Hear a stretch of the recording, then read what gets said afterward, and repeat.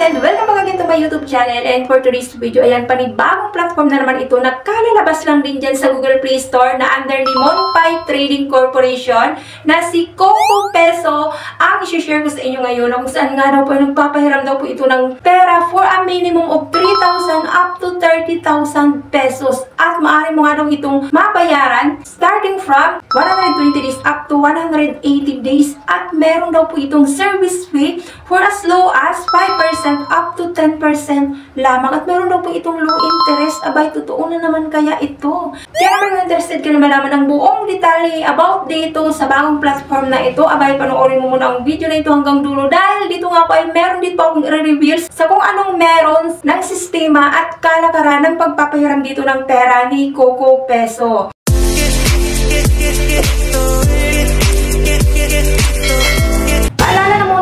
Promoter at hindi rin po ako ahente ni Coco Peso. Ano man kung mapapanood nyo dito ay base lang po ito sa personal kong karanasan habang ako po ay nag-a-apply dito. So still, nasa inyo po yung decision kung at the end of this video ay susubukan nyo pa rin hiraman ng pera. So ito nga pong tinutukoy ko na si Coco Peso ay searchable or makikita nyo po yan dyan sa Google Play Store. And as of now nga po ay rated 3 pa lang po ito ngayon at meron pa lang pong 1,000 downloads. No reviews yet pa lang po siya nang mabuksan ko. So na-install ko na nga po ito sa cellphone ko at kailangan mo nga po dito mag-register as a first-timer user. So makikita nyo po yung kanila pong dashboard siya. Meron nga daw po itong maximum loan amount for up to 10,000 pesos. And meron daw po itong whole term na 120 days at low interest nga daw po ito. Click lang natin itong apply, identity information, so personal information na po ito. Yan ka na kaagad ng ID type. Email ID ba, passport, PIN number, driver's license, SSS ID, Postal ID, Voters ID, PRC ID, SIS ID, and OWA ID. Hingan ka dito ng birthday, gender, marital status, education, and residential address, including po yung email address po ninyo, second phone number, and social accounts. Next nga ay work information. So hingan dito yung company name, pay period, salary, company phone number, and company address. Fourth ay contact references. Tatlo lang din naman yung hinihingi nila na contact references. So, isipin nyo, yung mga kamag-anak o yung mga kasamahan nyo na lamang po sa bahay ang gawin yung contact list para naman mabilis nyo namumonitor yung mga incoming calls and text na possible na tatawag na sa kanila in case nga po nahanapin po kayo. Last ay facial recognition. So, lumabas na nga po, meron daw nga po itong product list. Kakapamili ka nga daw po kung 10,500 ba. Ang nakalagay niya ay Peso New Recommends. Meron din silang 3,500, Peso 29, Peso 25, 3,500, then Peso 7, 3,500, Peso 1, 3,500, Peso 9, 3,500, Peso 16, 3,500, Peso 3, 3,500. And lahat po ito ay available to apply. So, sinubukan ko nga po itong applyan na 3,500 under Peso 29. So, click lang natin itong apply. So, loan amount ay 3,500. And management fee, so application amount ay 3,500. Receive amount ay 2,100. At management fee nga daw ay 1,400.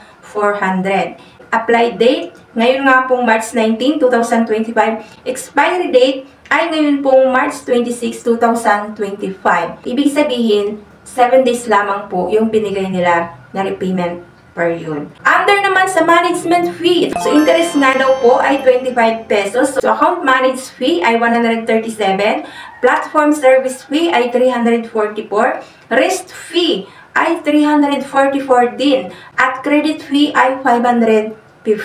So, ang dami na kaagad ng charges nila or deductions doon sa 3,500 na ipapahiram nila. So, para malinaw po sa atin, so ang na-approve po dito sa akin ay 3,500.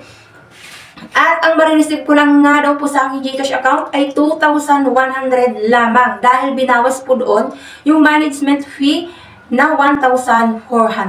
So, ang laki na kaagad. So almost kalahati na ng loan approval nila na 3,500.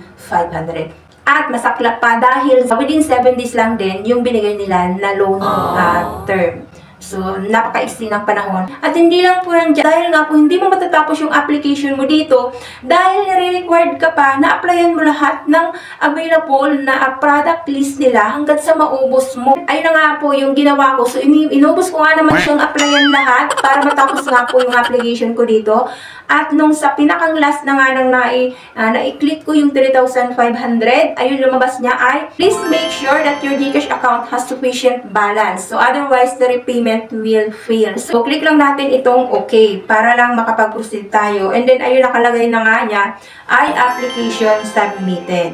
So, dun sa pinakang last na ginawa ko, so wala silang notification na kung ilang minuto ba, hours ba, or within 24 hours ko ba malalaman yung status ng application ko dito dahil nag-stop lang po siya doon sa VIP exclusive 100% loan. So, doon na siya nag-stop. So, wala nang any notification kung hanggang kailan ako maghihintay para malaman ko yung status ng loan application ko. Ito na guys, yung revelation dito. So, dahil nung binalikan ko nga po yung mga nauna ko pang vlogs or nauna ko pang reviews, meron siyang similarity pagdating doon sa loan details at pagdating doon sa management fee. So, magkaparehas po sila dito ng loan details na ipinakita ni Pinoy Peso at ni Peso Here. So, meron din po silang product list dito na nag-offer ng 10,500 at yung iba dyan, yung karamihan ay nag-offer nga ng 3,500.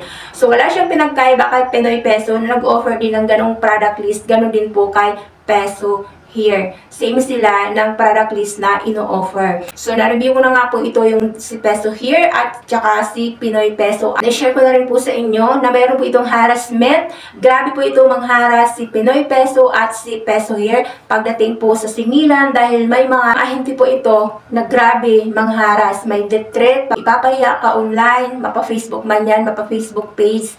So, gagawan ka ng GC, ipapahiya ka sa mga kamag-anak mo or sa mga kaibigan mo. So, pag-isipan nyo, aralin nyo kung sadya pa rin po ba nahiraman nyo ito ng pera si Coco Peso. Dahil dito naman pinakita nila transparently yung mga charges nila at within 7 days lang ay kailangan mo kaagad na ibalik ang pera. So, loan shark po ito si Coco Peso. Hindi talaga siya magandang hiraman ng pera. So, ayun na nga po, kinabukasan na nga po ito nung gawin ko yung vlog na ito at tinignan ko yung application ko dito kay Coco Peso. So, wala pong nangyari. So, wala pa ako dito natanggap na notifications, messages galing sa kanila kung region nga ba or sadya nga na mapapahiram ako nila dito ng pera. So, ibig sabihin naman, pag ganito yung status na walang natatanggap na notification, so obviously, is reject or failed yung application mo dito. So, ayun na po muna guys. So, sana po nakatulong sa inyo yung video na ito. Nabigyan kayo ng advance information regarding sa kung paano yung sistema at yung kalakaran ng pagpapahiram dito ng pera ni Coco Peso. So, hindi po siya recommended. Possible po yan. Obviously, parehas sila ni Pinoy Peso at Peso Here ng loan details at marami po itong harassment. Baka po,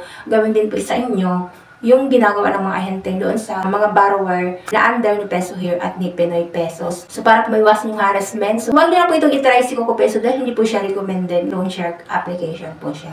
So, thank you for tuning in for now, guys. So, marami pong salamat. As always naman, God bless po. Bye.